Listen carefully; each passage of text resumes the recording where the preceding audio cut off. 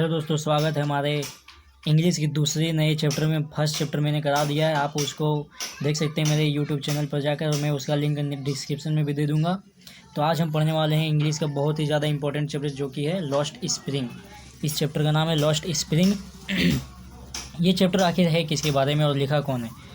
ये देखिए, इसको लिखा है एनएस जंग ने। तो मैं आपको पिछले वीडियो में ही बता चुका हूँ कि ये बुक बहुत ज़्यादा इंपॉर्टेंट है, और मैं इसका इंग्लिश नहीं बताऊँगा। क्यों? क्योंकि आपके पास बुक होगा, आप इंग्लिश समझ सकते हैं, मेन आपको समझना है कहानी। तो मैं आपका इसका हिंदी में अनुवाद करने वाला हूँ, और बहुत ही अच्छे से आप इसको पढ़िएगा। चलिए शुरू करते हैं। एनएस जंग की साहिब से राज सुबह मुलाकात हो जाती है। एनएस जंग एक नाम है किसी लड़के का। वो किससे मुलाकात हो जाती है? साहेब से। ठीक है। वह कचरे के ढेरों में सोना ढूंढे रहा है। वो कचरे के ढेर में क्या कर रहा है? सोना ढूंढ रहा है। वह ढाका से आया था। ढाका बांग्लादेश की राजधानी है, वहाँ से वो आया था। उसे अपने पुराने घर की बिल्कुल भी याद नहीं है।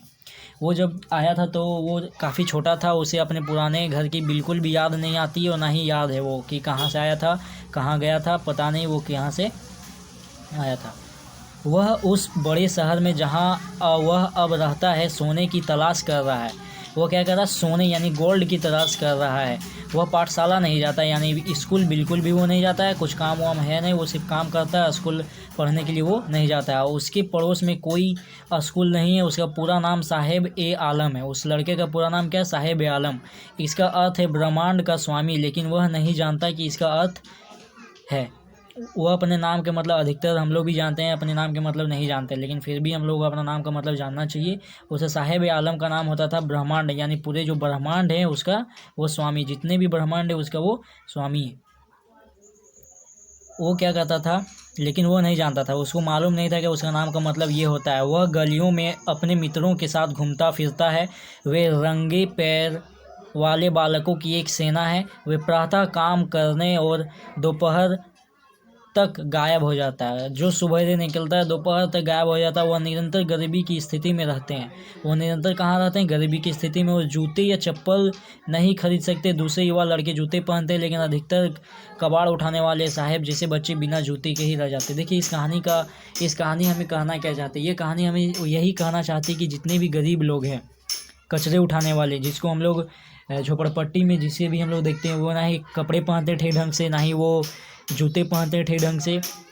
उसी प्रकार साहेब था, वो जो गरीब लड़का था, उसके पैर में भी जूते नहीं थे। वो दूसरों के पैर में जूते देखकर उसको भी पहनने का मन करता था। लेखक यही बताना चाह रहे हैं कि ये सब हम लोग कैसे सुधार सकते हैं। तो चलिए आगे कहानी में हम लोग देखते हैं कि क्या होता है। अधिकतर ये कबाड़ चुगने वाले सीमापुरी में रहते हैं।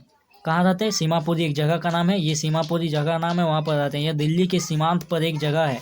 कहाँ पर ये सीमापुरी स्थित है? दिल्ली की जगह पर। ये आप याद रखिएगा, क्वेश्चन आंसर में हम लोगों को काफ़ी मदद करने वाला। लेकिन विकास और तरक्की का यहाँ कोई नामो निशान नहीं है।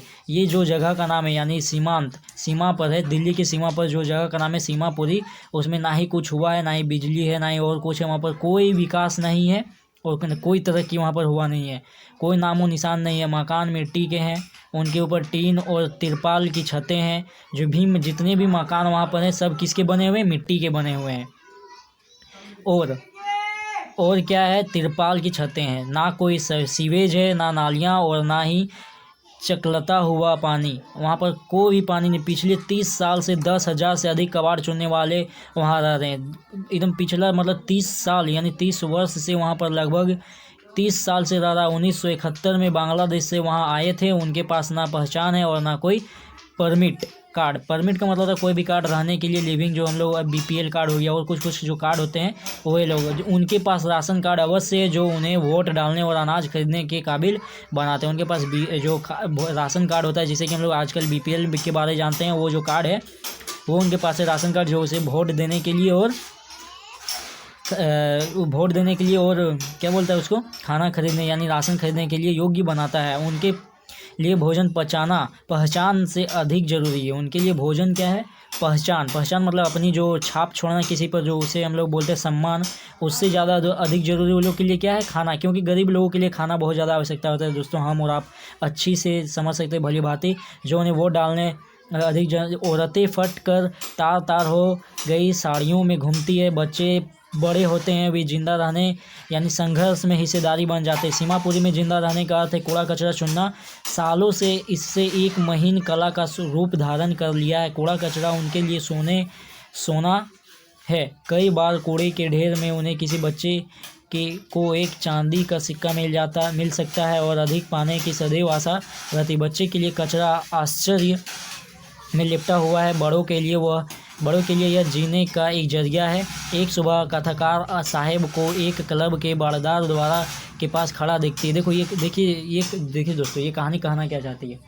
ये कहानी यही हमें कहना चाहती है कि जितने भी गरीब लोग हैं उन लोगों को पहचान से ज़्यादा खाने की आवश्यकता है। और वो खाना उन लोगों को कहाँ से मिलता है, जो भी वो कूड़े कचरे वहाँ से चुनते हैं ना, वो उन्हें जाकर के बेचते हैं और बेचने के बदले उन्हें क्या मिलते हैं, पैसे। वही पैसे से वो खाने खरीदते हैं और खाने को खाते हैं।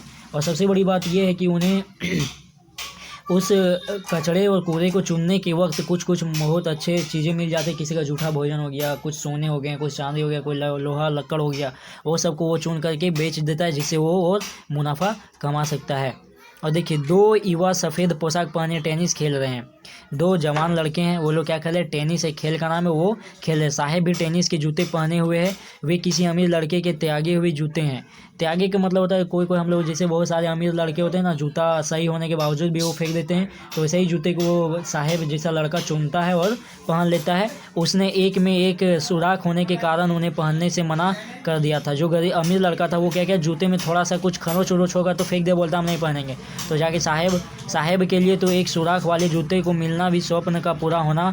समझ सकते हैं आप दोस्तों, मिलना है, समझ सकते हैं कि जूता जो है बहुत ज़्यादा फटा होना है, उसको मिलना भी बहुत ज़्यादा वो सपने के जैसा है। तो वो क्या किया, उसको लेकर के पहन लिया। तो क्या किया, अब साहेब एक चाय के खोखे में काम करता है। खोखे का मतलब हो गया दुकान। उसे महीने का 800 रुपये भी मिलने लगा। किसको, साहेब अब दुकान में काम करने लगा और उसे 800 रुपये भी मिलने लगा। अब क्या हुआ, मिलने लगा, उठाया था तो थैला उसी का था। कसता दुकान के मालिक साहेब अब अपना मालिक स्वयं नहीं है।